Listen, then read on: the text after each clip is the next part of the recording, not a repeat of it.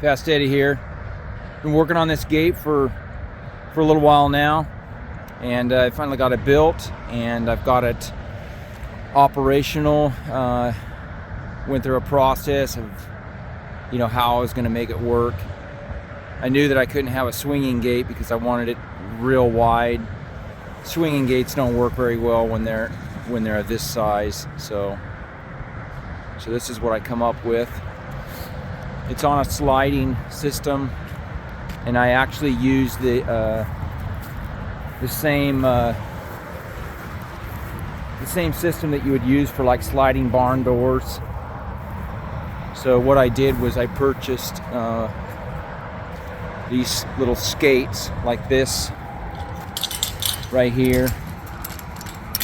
They go inside of a channel, like right there. And that channel runs full length of these posts that I got concreted into the ground. The channel's welded to these posts, so it's kind of pretty stable, and the gate tracks in that channel. So the way that it is supposed to work, in a regular system on a barn door, is that both of these skates are inside that channel. So being that one's not inside the channel, that's the only difficult part of the gate operating. Does require a little bit of just a little physical handling of the gate there to get that skate going into the channel. I did have to make a foot at the bottom because the gate would want to tip out at the bottom, being it only hangs and tracks in one spot there. So I made another one at the third post down, and then I got two good size, like a wheelbarrow size of they're not pneumatic tires, they're just a hard rubber foam type of a tire, and they hold this gate stable, somewhat stable on one end. I went through modifications where I've had to redesign it. I had a wheel on the front originally, and I had one wheel. Well, I figured out, well, that ain't gonna work. So I put another wheel on, and I had to take the one off the front and put it on the side so that the gate could either come close to this pole here or go past it. And I like the fact that it goes past it because it gives a little more stability when the gate is closed. Yeah, so I'm not opposed to later on giving the gate a little more stableness on this end and making the track of those wheels come out wider. So, but yeah, I'll show you how it operates here. It's not too bad. So, but I'm going to be able to make this work. So you just push it along here.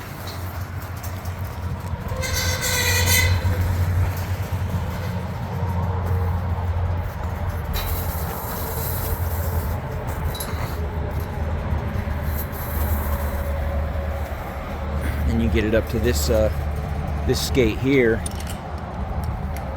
This is going to be hard to do with one hand.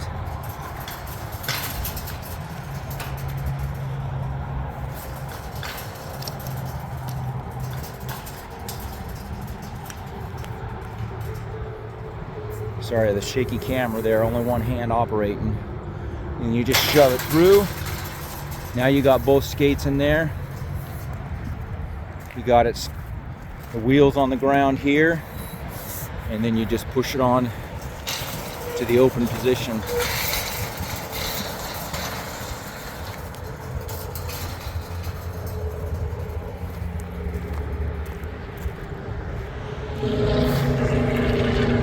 And there you go.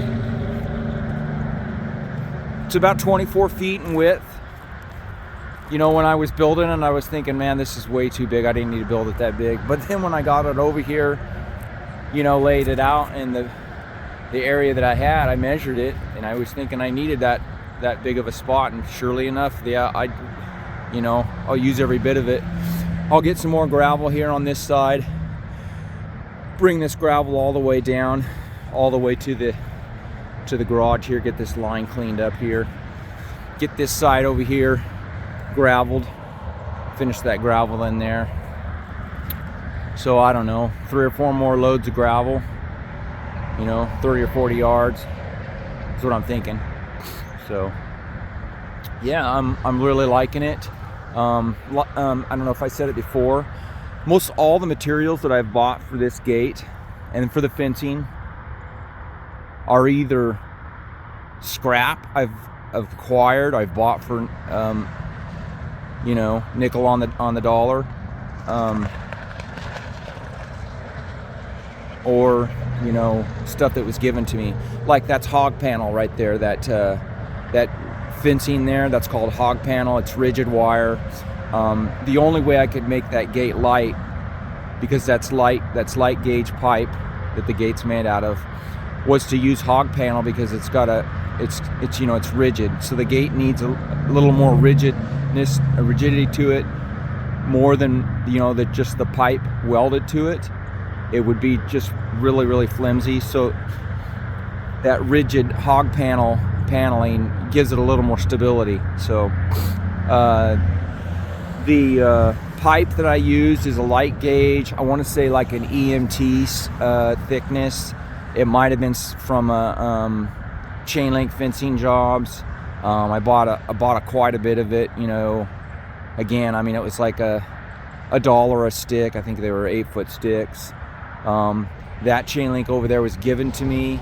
What I'm going to do is I'm going to do chain link here, down a ways, probably until I run out, and also on this end to meet my fence here. And then I'll get rid of all this fence. You know, I'll continue with fencing all the way around and in the back of the shop. Sorry, I'm moving the camera around a lot. I just want to create a perimeter all the way around my shop and open it up to my regular yard. Keep a gate closed. Dogs can stay in here. So yeah, that's, you know, makes me give more security around my belongings that I have. Give the dogs a little more freedom too. So yeah, we're getting closer to getting the shop done. I don't know if it'll ever be done, but I mean, it'll be, you know, doors on it, and I'm starting to get a better price on lumber. So I'm thinking about purchasing some lumber to put up walls in the inside of the shop and insulate. So I don't want to start doing finish work inside, benches on the walls and stuff, without getting the wall in a finished part, to where I don't want to have to take something off of the wall to finish the wall behind it. It just doesn't make sense to me. So, well, it's near Christmas time, and if I don't put a video out before then, guys, have a Merry Christmas, and have a good one. We'll talk to you later.